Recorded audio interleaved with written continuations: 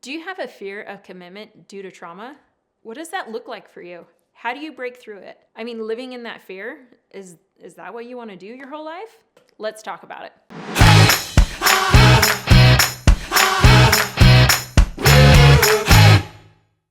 So I think so often we don't realize the fears we have and why we have them until we've repeated them over and over and over again in our lives.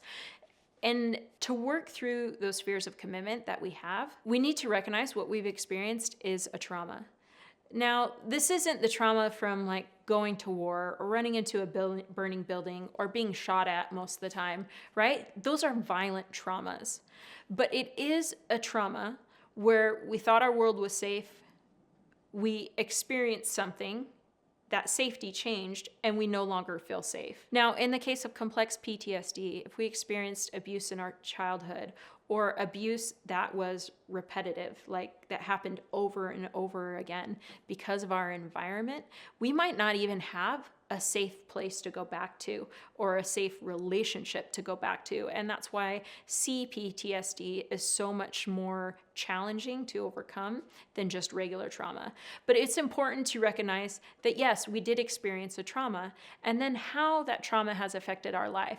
So trauma can show up in our emotions and how we handle things, but it can also show up physically in our body. So there's an excellent book out there. It's kind of long. It's called The Body Keeps the Score. And it talks about different types of trauma, sexual, physical, emotional abuse, being in war, veterans. And it talks about abuse in childhood. It has all these different segments, but then it brings it all together and it talks about how trauma shows up in each one of our lives. And it absolutely affects your physical health and it absolutely affects your emotional health. It's because trauma affects our nervous system, and our nervous system regulates our emotions. It also regulates the functions of our organs and everything that we do. And so it makes sense that trauma affects us on all these different levels. So what this can look like physically in our body, it can create autoimmune diseases. It can create issues with our digestive system. It affects us on a huge, huge level. Something to understand is that when your body does that, it is protecting itself. And it might feel like a betrayal. When you're in a situation and you experience a trigger, you don't feel like you can control your emotional response. If you've dealt with chronic pain, it can feel like a betrayal from your body. And something to understand when it comes to healing from that trauma is that it's not a betrayal. It is your body and your mind trying to get your attention so that you can heal. And so often this can be challenging when we're just wanting to bury it and pretend like it doesn't exist. So if your first step is recognizing that you have experienced a trauma and recognizing how that trauma has affected your life, along with your trauma, you've probably experienced a lot of shame associated with it. Depending on the trauma that you experienced, shame that you didn't do more, shame that you didn't stop whatever happened, shame that you think that maybe you deserved it and on some level you're responsible for it. I want to tell you that that is absolutely not true. So there's the shame of whatever initially happened in our life that caused a trauma. And then there's the internal judgment of how we handled that trauma, right? So let's say I grew up in a home where I had a very angry parent. So my safety revolved around not being seen, not being heard, and not being understood. Because at any point, that could be a very unsafe place for me. So my coping mechanism was to take responsibility for other people's emotions that weren't my responsibility, and to not be seen and to not be heard and to not be understood. And so I grew up, I go to college, I graduate, I have a career, and I'm sitting in a conference room where I disagree with what's being said, and I have a very valid reason for disagreeing with that. But yet I have such a hard time speaking up, because speaking up would require me to be seen and to be heard and to be understood. And the programming that I'm running in my nervous system is that that is not safe.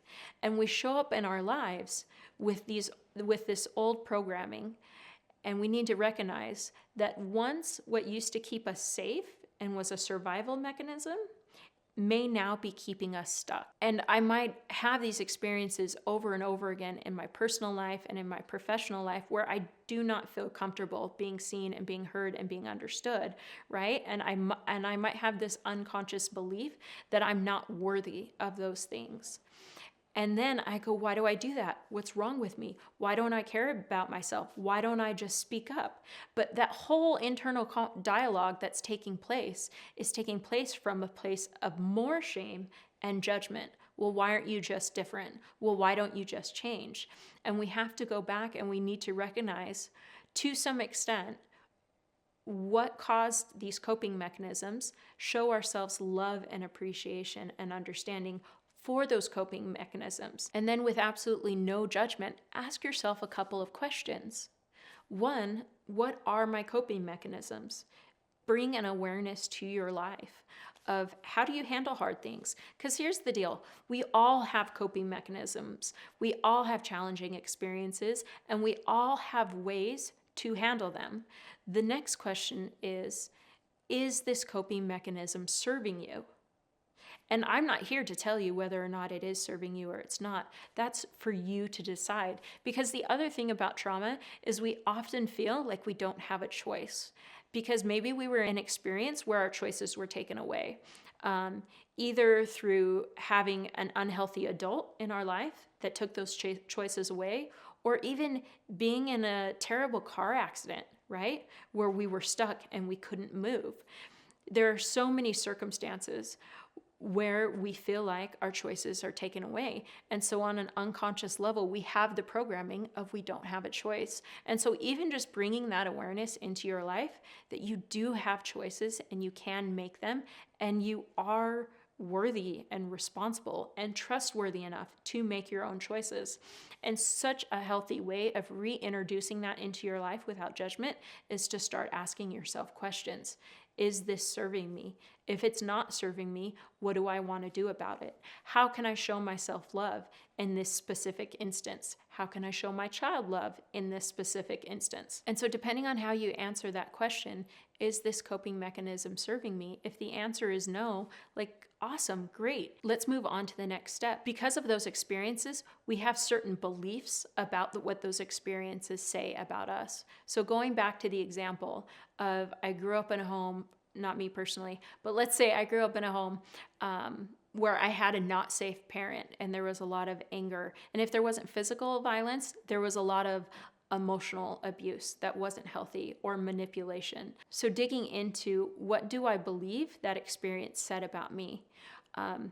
Everybody will have their own experience, but on a very core level, so often we don't feel worthy, we don't feel heard, we don't feel understood, we don't feel loved. And taking the opportunity to release those untrue or incongruent beliefs and releasing that I am unworthy, I am unloved, I am unlovable, I am untrustworthy, and replacing that with I am loved, I am worthy, I am trustworthy, I am lovable. And that is such a challenging thing to do when you're stuck right in the middle of it. And so if you need support with that or anything else in your life, we have a free complimentary consultation that you can schedule. Click the link below. So recognize that when we experienced that trauma, that was in a place of not being safe. And you will use those coping mechanisms to survive until you are in a place of safety. And once we're in that place of safety, that's when our mind and our body starts bringing those memories up and those emotions up in a really big way, because your mind and your body was burying it because it wasn't safe.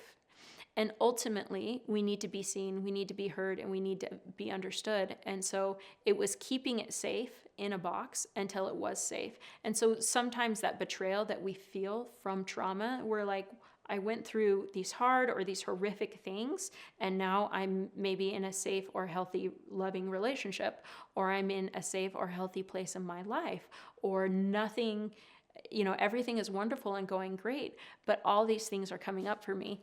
It's because you are now in that place of safety and you have the bandwidth to heal it, that it comes up in that time. If this video has been helpful, check out our video, How the Brain Keeps Itself Safe from Traumatic Experience, we continue all the conversation about trauma and healing and safety. Remember to like, subscribe, and click the bell, and we look forward to seeing you next time.